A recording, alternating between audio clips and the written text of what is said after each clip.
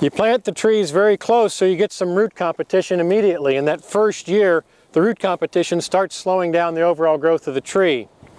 The idea is to develop a very narrow fruiting wall that could possibly even be mechanized in some way.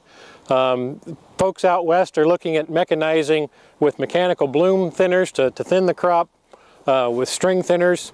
They're looking at, both in Europe and out west, motorized platforms that you would put pruners on the platform in the dormant season or whenever they prune. And the platform moves through and you got somebody working low and somebody working high. And they're looking at using those platforms for making harvest much more efficient.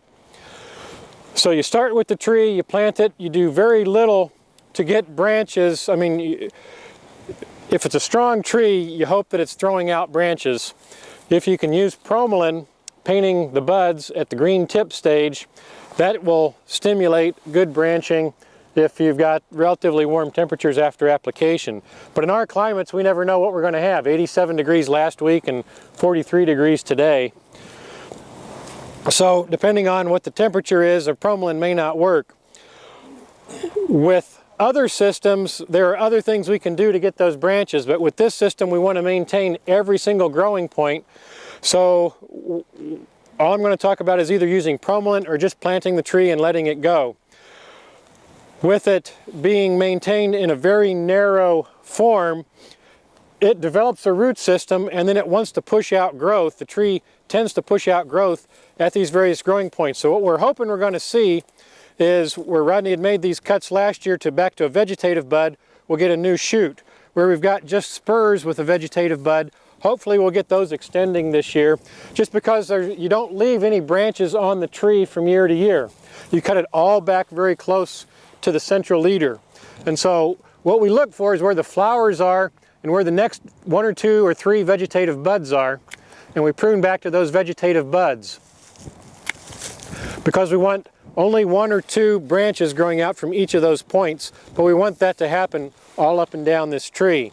So we'll look for these vegetative points. Here I got flowers far out, so I have to come up here to 2 vegetative buds, and these have already been cut very similarly. Up here, we don't have any flowers at the base, so we'll just cut back to 1 or 2 vegetative buds. This will grow out, this will hopefully grow out that way, and we'll increase the number of laterals all up and down this cylinder.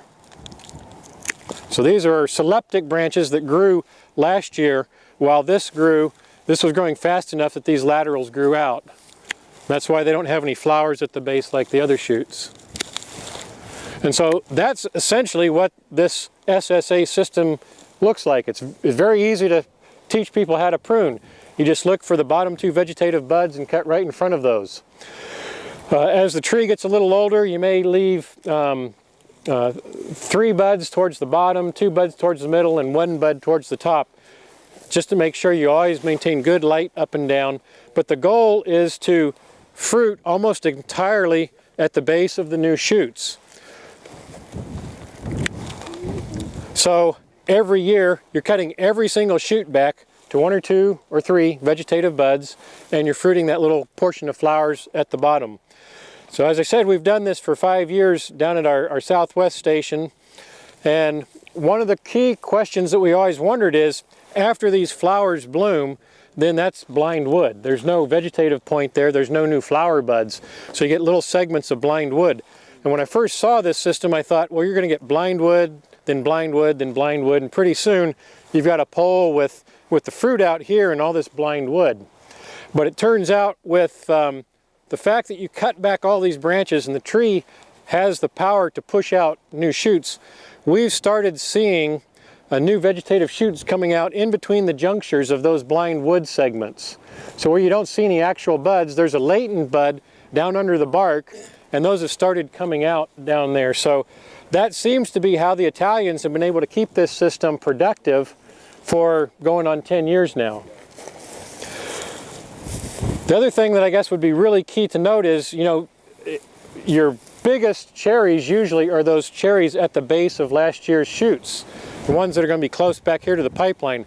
Smaller cherries occur when you're out here in the spurs. This is a rootstock, but where you've got spurs, you have a lower leaf to fruit ratio, and the fruit size and quality can be less.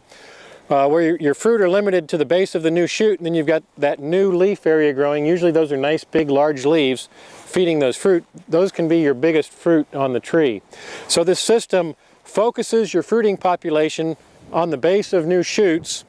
It regrows every new shoot, so it's an annual renewal of fruiting sites. Every new shoot that grows is going to be the fruiting site for next year, those flowers at the base of that shoot. And you have to have a lot of trees per acre because your fruiting population is so limited, so you need to pack more trees in.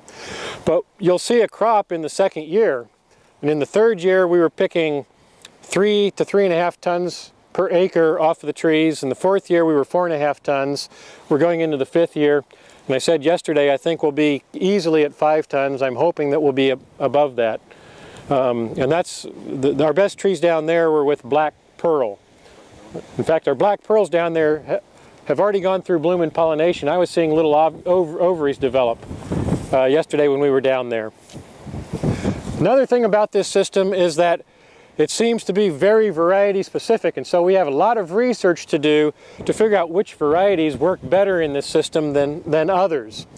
Down at Swim Rec, we've got Black Pearl, which is working beautifully, I think, Sela, which I'm not so sure about, and Attica, which doesn't look like it's working very well. And that's because the Atticas will grow out a new shoot, and they'll have 6 to 8 inches sometimes of flowers. And so I'm making that first cut out here, and you've got 6 to 8 inches of flowers, but then the next year you've got 6 to 8 inches of blind wood. And the next year it grows out with 6 to 8 inches of flowers, and so it adds those blind wood segments very quickly. So it's looking like, at least in our conditions, Attica, on the rootstock that we're testing it, is not looking that good. Black Pearl is looking very good. And talking with the Italians, I've been over to see their trees 3 times. Some of their Italian varieties work better than others. So it's a system that you just have to experiment on a small scale with different varieties until you see whether it's going to work well for you, or whether we see and can report to you what works well in our trials. But be very careful about doing this on a large scale until we have some better data and a lot more varieties being tested. So it really helps to wait until the buds have swollen strongly so you can make the difference. Some varieties have nice round flower buds and pointy vegetative buds, and you can tell even when they're dormant where to make that cut. But some varieties, the buds look a lot alike.